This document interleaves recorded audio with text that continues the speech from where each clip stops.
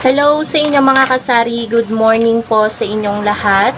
So for today's video, tayo po ay mag-haul and pricing ng mga kinuha ko sa aking ahente ngayong araw ng Tuesday. Yes po, araw po ng Tuesday ngayon, June 25, 2024. So, meron tayong dalawang ahente na dumating. Ahente po natin ng mantika at yung mga Unilever products from Berasa na in-order ko po sa tindahan club na app. So, i-haul ko din po sa inyo yung kaunting pinamili ni partner sa palengke dahil namalengke po siya ngayong araw na ito. So, unahin ko na guys, yung iba kasi naka-display na at naibenta rin natin yung iba, nabawasan na. Unahin natin yung mantika. Yung mantika guys, kunin ko lang dito. Ayan, medyo mabigat. Ayan yung taas guys ng mantika. Puno po ito pero hindi po siya as in puno na malapit na dun sa pinakabunganga ng takip.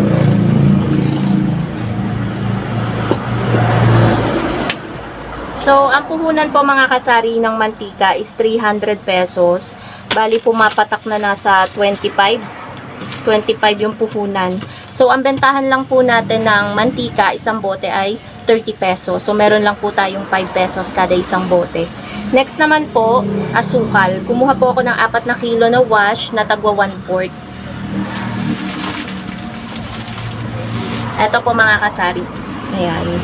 Bale, ito 3 kilo. Hindi na kasi nagkasya sa plastic nila. Tapos ito, 1 kilo. So, ang bentahan ko naman po mga kasari ng asukal kada 1/4 ay 24 pesos. Ang puhunan po ay 75 kada kilo. Next naman po, Kopiko Brown at Kopiko Blanca, tag isang tay kasi naubos na guys yung paubos na yung Blanca tapos yung Kopiko Brown ubos na din. Isang twin pack na lang yung natira dito sa lagayan ng mga pilas-pilas natin. So, ang puhunan sa kanila ng mga Kopiko is 125. Tapos, kumuha din tayo dyan sa ating ahente nito. Yan. Ito daw guys ay 200 pieces ang laman. Nakalagay dito. 200 pieces. 160 ang puhunan. So, meron daw tayo ditong 40 pesos. Yan. Ang ganda rin ng lalagyanan. Pwede nating paglagyan ng mga benta natin, diba? Ngayon kasi mga kasari, halos nakakalahating taon na tayo. Iniisip ko naman kahit medyo malayo pa, yung permit na naman ng tindahan sa January. Kaya kailangan ngayon pa lang, para hindi masakit sa bulsa natin, ay mag-ipon-ipon na tayo. Yon, kapag naubos yung lalagyanan na yon, doon ko ilalagay yung iipunin kong pampa-permit natin guys. Meron na naman akong naumpisahan guys. Doon ko na lang ilalagay kaysa nasa wallet. So, ang sumunod naman guys, ayan wala palang mga gami. Yun lang pala yun sa ahente ng mantika. 1,010 yung aking pinagbayaran. Next naman sa mga Unilever, eto guys hindi ko na mapapakita sa inyo.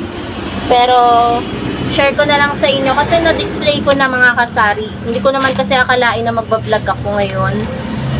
Madaming dumating na mga paninda kaya gusto ko na rin i-update kayo. So, meron akong in-order na pants. Ayan, pang beauty. So, 18 pesos ang bentahan ko nun. Kada isa. Bali, pumapatak yung puhunan na nasa 14 point something. Kasi tatlo yun nandito. 42.53 yung puhunan. Divide 3. 14.17. 18 ko tinitinda. Yung cream na pang detox pants.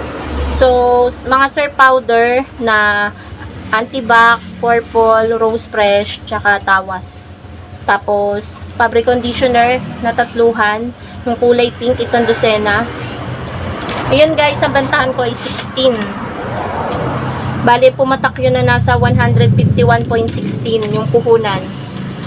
Kada 1 dosena. So, i-divide natin. Pumatak siya ng 12.59. I-round up na natin to 13 pesos ang puhunan. So, 3 pesos yung patong natin kada isang tripid pack. Kasi, ay hindi. Oo nga, 3 pesos. 16 yung bentahan natin. Tapos, fabric conditioner na kulay puti. Nagkuha tayo ng 24 pieces. Bali, 2 dosena. Tsaka ladies choice na chicken. Ito guys. Ito, wala pang bawas. 6. So, ang bentahan ko nito ay 14. Ang puhunan nito guys, nasa 11 point something. So, yun lang guys, worth 657.28 yung na-order natin sa Tindahan Club. Tapos ngayon, haul ko naman sa inyo yung ibang napamili ni partner.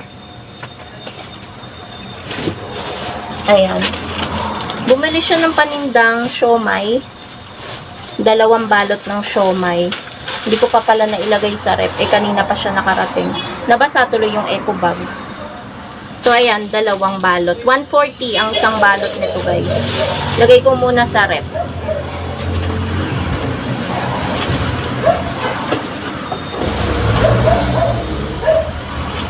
Next, ito pa. Panggamit natin na plastic bag na mini. 20 lang ang puhunan nito. 2 plastic labo. 15 yung bentahan natin. 10 yung puhunan. Kada isa. And then, pang kusina namin guys. Anuhan ng mga kalat-kalat, mga basura. Ayan, garbage bag na small. Para hindi makalat yung ating lababo.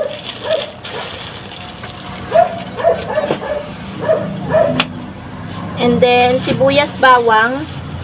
Worth 100 plus lang to guys. Ayan, sibuyas bawang. Mamaya, pepresyohan ko pa to isa-isa. Hindi ko alam kung, usually naman ang tinutubo ko dyan guys, nasa 20 plus, 30 plus, ganyan. Bira lang yata yung 30 plus. Basta nakatubo na ako ng piso sa isang peraso, okay na yun sa akin. And then, ito guys, mga biskwit. Ang hindi niya lang nabili is calchis. Yun. Ayan, cream on a blue, cream on a brown, tsaka Pudgy bar na chocolate. So, ang bentahan ko nito guys ay tag na 9. Ayan, yung Pudgy bar, alam ko medyo pricey na siya. Halos piso na lang talaga yung tubo ko sa isang peraso. So, ito sa iba talaga 10 pesos na. Pero sa akin 9 pesos pa din. Mababa lang tubo natin dito pati sa mga cream. Oh, napakamahal na guys ng mga biscuit.